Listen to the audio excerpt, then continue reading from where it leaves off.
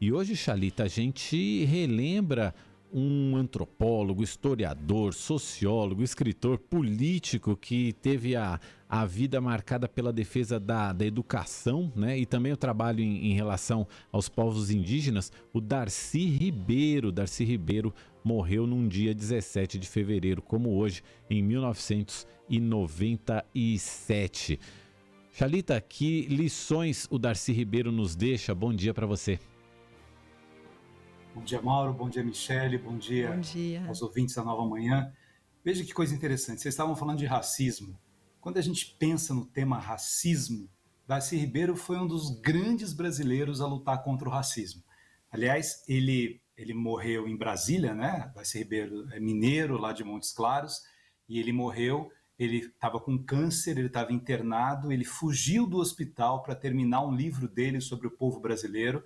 E nesse livro ele retoma o tema do racismo, dizendo que o Brasil foi o último país a abolir a escravatura e é um país que continua com um patronato, chama ele, muito cruel, com uma visão muito doente de sociedade, né? Ele retoma aquele pensamento de Casa Grande Senzala, quando algumas pessoas da sociedade se sentem superiores a outras pessoas da sociedade.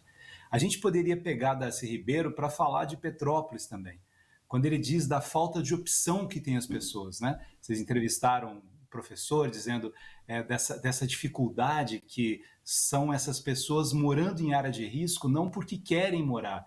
É esse país profundamente desigual que não consegue dar oportunidade para todas as pessoas. Esse foi o sonho do Darcy Ribeiro.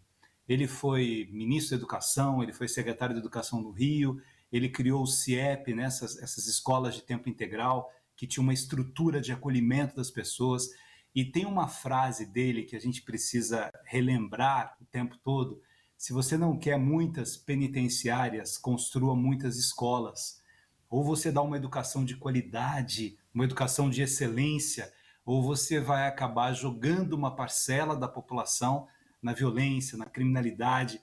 Então, é um homem profundamente atual, né? O Brasil tem uma legislação avançada em termos educacionais, a LDB, que é a Lei de Diretrizes e Bases da Educação de 1996, também criada por Darcy Ribeiro.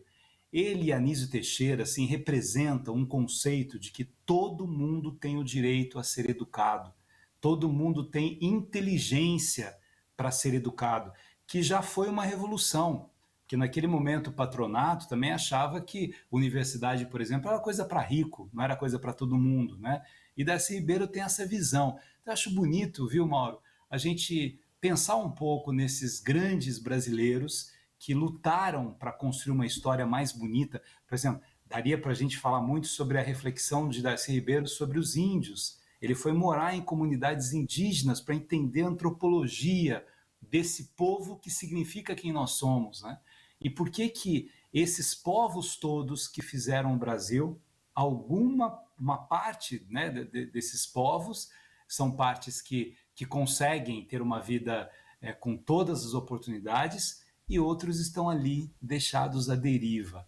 Eu acho que vale a pena a gente pensar no Darcy Ribeiro no momento que a gente tem muita violência, muito preconceito, ainda tem racismo, ainda tem machismo, ainda tem uma dificuldade na relação com os indígenas, né? E ainda tem essa dor imensa que uma parte significativa da população brasileira não tem acesso a uma educação de qualidade. Chalita, o quanto a gente ganharia enquanto país, enquanto povo, se houvesse uma integração maior de todos nós que formamos a população brasileira? Esse é o sonho do Darcy Ribeiro. Ele falou assim: olha, a riqueza do país está nas nossas diferenças. Nós somos muitos Brasis e somos um Brasil. Então, quando a gente nega a dimensão cultural do Nordeste, ou do Norte, ou do Sul, quando a gente nega as características musicais, as características religiosas, né?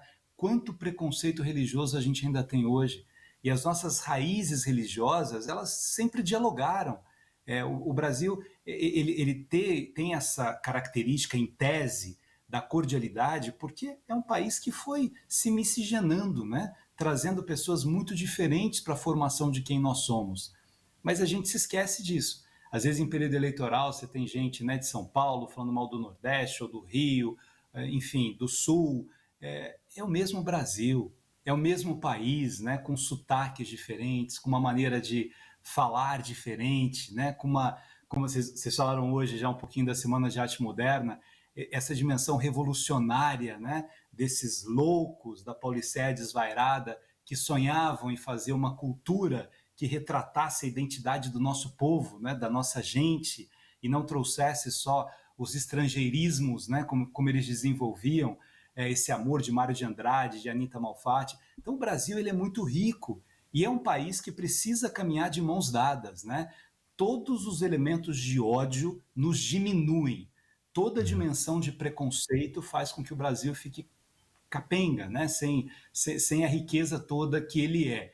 Eu acho que essa pergunta sua ela é muito pertinente, né? A gente tem que olhar para toda a nossa dimensão cultural e beber a beleza da nossa cultura. Não achar que, não, o Sul é melhor do que o Nordeste ou o Norte é melhor do que o Sudeste. Não existe isso. O Brasil é um só, rico, lindo, diferente, com climas diferentes, com comidas diferentes, com sotaques diferentes, mas é o mesmo Brasil. O Darcy Ribeiro, ele nasceu em 1922, né, quando estava começando o modernismo, mas pelos ensinamentos que ele deixou, ele também é fruto desse modernismo, né, Xalita? Tem uma coisa interessante, né, Michele? Muita gente é fruto desse modernismo. Você vai pegar um Drummond, que é um outro mineiro, porque a gente coloca a Semana de Arte Moderna, teve gente que criticou, por exemplo, Monteiro Lobato, que é um escritor genial, no começo criticou, porque achou que era meio elitista demais, era só o Teatro Municipal de São Paulo. Os cariocas criticaram num primeiro momento, né? Mas assim, Villa-Lobos, que era genial também, na Semana de Arte Moderna é que ele consegue expor 20 músicas dele, 20 composições. E olha que interessante, o sonho do Villa-Lobos, né, que é um dos maestros, né, compositores mais conhecidos do mundo, era que toda a escola pública tivesse música, isso naquela época. Então isso é fruto de uma dimensão do modernismo. Como é que você vai fazer com que todo mundo participe da cultura brasileira? Diria Villa-Lobos, levando música para as escolas, fazendo com que as escolas tenham musicalidade. Aí ele pega o Anísio Teixeira, que consegue iniciar esse sonho dele. É um momento, talvez a gente possa falar um pouco disso na semana que vem, por causa do tempo, mas é um momento complexo da volta às aulas, em que grande parte dos nossos alunos não estudaram nesses 2 anos, não foram alfabetizados. Então você pega crianças do primeiro e do segundo ano que não foram alfabetizados, quando deveriam ser, por causa da pandemia, não foram para a escola, estão no terceiro e no quarto ano com professores que não têm a técnica de alfabetização. Tudo isso vai dando esse Brasil desigual, né? Que a gente tem que lutar para que todas as pessoas tenham oportunidade. Nesse livro do Povo Brasileiro, quando ele fala do patronato, ele fala dos oprimidos. E a gente deixar os oprimidos de lado é um desperdício. Até a elite deveria pensar nisso. Não adianta eu ter muito dinheiro, eu ter muita sofisticação e grande parte da população está à margem disso tudo. E olha como é curioso, Xalita, você precisa voltar mais com a gente aqui, porque o papo ele vai rendendo. Olha como é curioso quando a gente fala de Semana de Arte Moderna e de modernismo, né? Olha como a gente pode ser moderno olhando um pouco para o nosso passado. Tá tudo aí. Tá ali no Darcy Ribeiro, tá ali na Semana de Arte Moderna. As soluções para o que a gente vive hoje estão aí há 100 anos. Né? É incrível isso. Xalita, volta mais, tá? Está em Dom Pedro II, que vocês citaram na edição de hoje, né? Imagina Dom Pedro II preocupado com reflorestamento. Pode ter enchente se a gente não cuidar. Então o Brasil teve grandes mulheres e grandes homens que a gente podia estudar um pouquinho o passado para melhorar o presente que a gente está vivendo hoje, né? Xalita, obrigado por hoje. De novo, volte sempre, volte mais. Obrigada. Boa quinta, Xalita.